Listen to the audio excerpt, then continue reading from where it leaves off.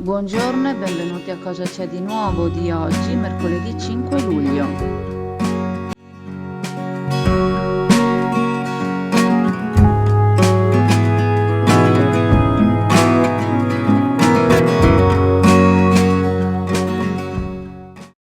Numerose le segnalazioni riguardanti il comportamento di alcuni turisti, talvolta inadeguato all'ambiente urbano, come il girare per la città in tenuta quasi adamitica, adatta più a spostarsi tra un ombrellone e l'altro in spiaggia che tra le vie cittadine. L'amministrazione comunale di Chioggia sta quindi prendendo provvedimenti per porre un freno a questa situazione, applicando in maniera stringente l'articolo 28 del regolamento cittadino. L'articolo vieta comportamenti che possano arrecare molestia, disguido, raccapriccio incomodo alle persone, offendere la pubblica decenza o essere contrari alla nettezza o al pubblico decoro. Tra le condotte vietate rientra anche la circolazione in costume da bagno nei mezzi di trasporto pubblico, nelle aree urbane abitate distanti più di 50 metri dal litorale di Sottomarina e di Isola Verde. Chiunque violi queste disposizioni è soggetto a una sanzione amministrativa pecuniaria di 75 euro. Il sindaco Armelau ha sottolineato l'importanza del rispetto verso la città e i suoi cittadini, soprattutto considerando che Chioggia è una località turistica. L'abbigliamento deve essere decoroso al di fuori delle zone destinate alla spiaggia. Situazioni imbarazzanti come uomini in costume da bagno a torso nudo o donne in costume da bagno all'interno dei supermercati non possono essere più tollerate. Il sindaco ha dichiarato di ricevere regolarmente segnalazioni in merito a tali comportamenti anche da parte degli stessi turisti che visitano la città. Pertanto è necessario tutelare l'immagine di Chioggia e far rispettare l'articolo 28 del regolamento. Il personale della polizia locale è già stato sensibilizzato per applicare in modo restrittivo tali disposizioni. L'assessore al decoro urbano Massimiliano Tiozzo Cainazzo ha sottolineato l'importanza di tenere in considerazione le segnalazioni dei turisti e dei cittadini riguardo questi comportamenti indecorosi. L'amministrazione comunale è determinata quindi a far rispettare il decoro e l'immagine della città, promuovendo un turismo responsabile e rispettoso delle norme e delle tradizioni locali.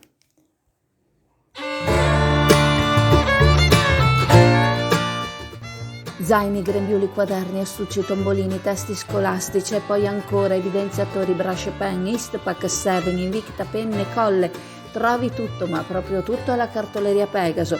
Oggi anche libreria da quasi 40 anni a Chioggia per te. Cartoleria Pegaso, Borgo San Giovanni, Chioggia.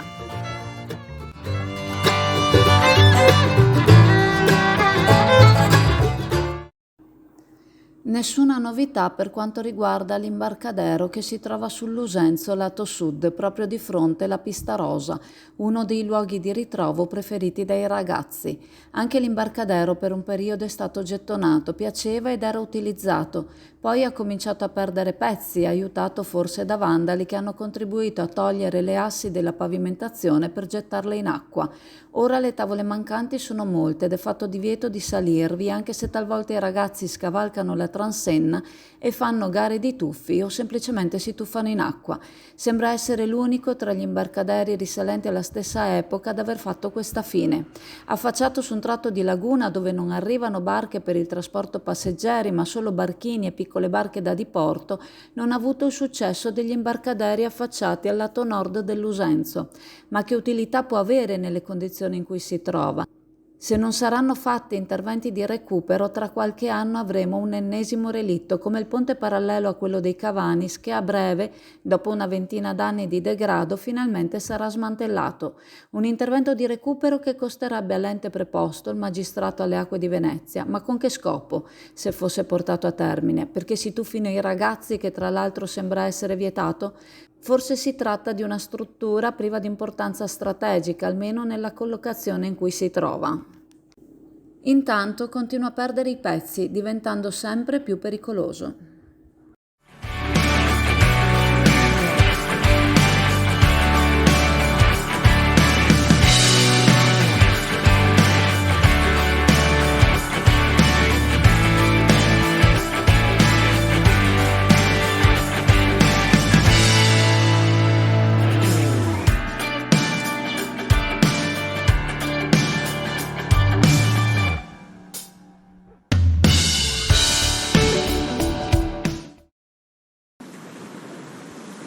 Alla Cartoleria Pegaso da quest'anno puoi prenotare i testi scolastici, affrettati!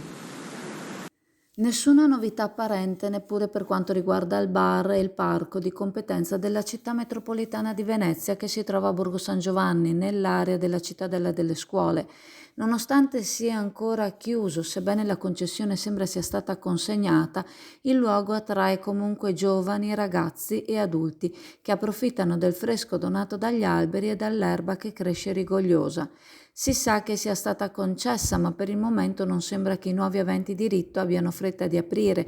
Forse stanno aspettando che ricominci l'anno scolastico e la zona sia più frequentata, anche se vedendo tutti i ragazzi che frequentano la pista rosa, l'area di rimessaggio barche, i soci del canoa kayak Chioggia e quelli della Remiera Clodiense, oltre che gli iscritti alla palestra, forse un pensierino per aprire lo si potrebbe fare.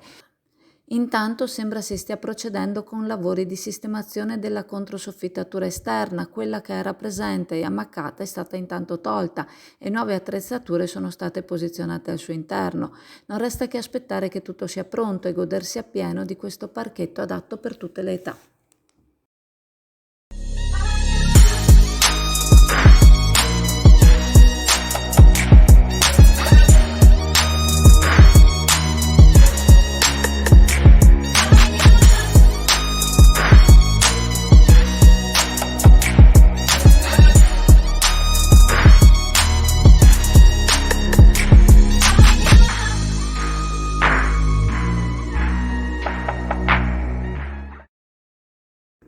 La settima edizione della Tiramisu World Cup è stata presentata ieri a Treviso, suscitando grande interesse ed entusiasmo.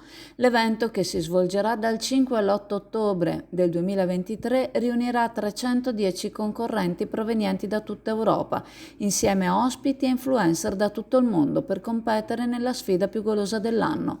L'assessore al turismo della Regione del Veneto, Federico Canera, ha sottolineato l'importanza del tiramisù come simbolo della cultura enogastronomica della regione.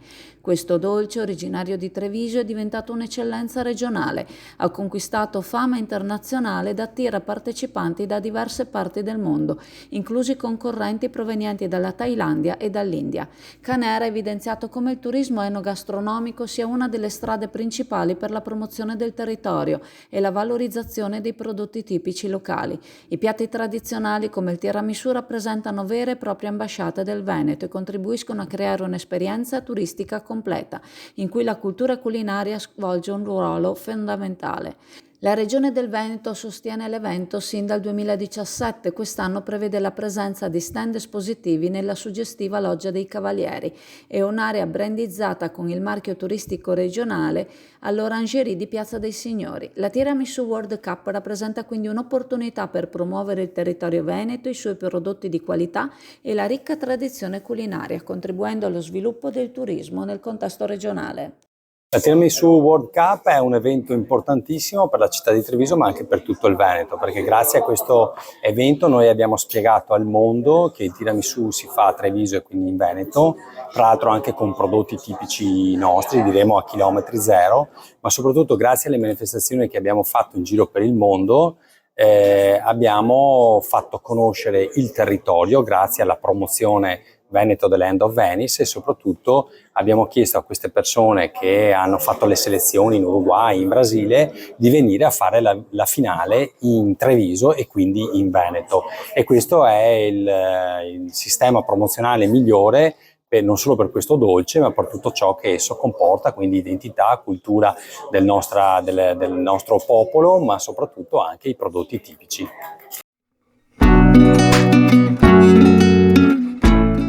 Preparati a gustare le specialità tradizionali e le novità esplosive che potrai trovare all'Indiga. Gelato artigianale anche per l'asporto, per gustarlo in compagnia dove vuoi tu. All'Indiga il gelato da passeggio più gustoso, in cono, coppetta o con lo stecco.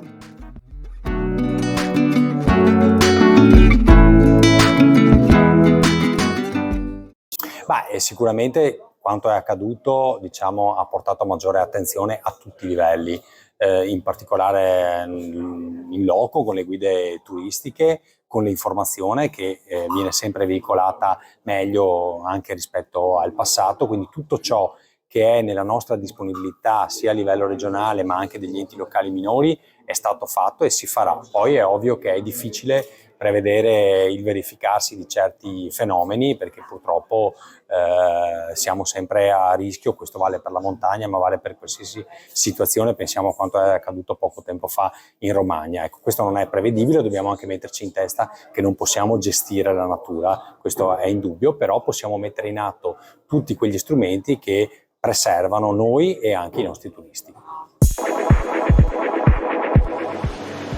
Allora siamo alla CAM, la pescheria della CAM. La novità è le ostriche. Praticamente c'è una nuova confezione, come potete vedere dall'immagine, costa 15 euro al chilo, sono una decina di ostriche, il prezzo è buono e sono veramente ottime. Una novità tecnologica, aprire le ostriche non è facilissimo, queste invece sono preparate, cioè praticamente hanno fatto un sistema in cui c'è una parte dell'ostrica che è stata già lavorata, c'è un prodotto organico, quindi assolutamente che non dà nessun problema, e all'interno di ogni confezione c'è un vero e proprio piccolo bisturi che, come potete vedere, rende facilissima l'apertura dell'ostica. Ricordandovi che le farmacie di turno oggi, mercoledì 5 luglio, sono due, la Iacchere in via Romea e la Kutulakis in Rivavena Chioggia, vi ringrazio e vi saluto, e se volete ci vediamo in negozio alla Cartoleria Pegaso a Borgo San Giovanni. Ciao a tutti!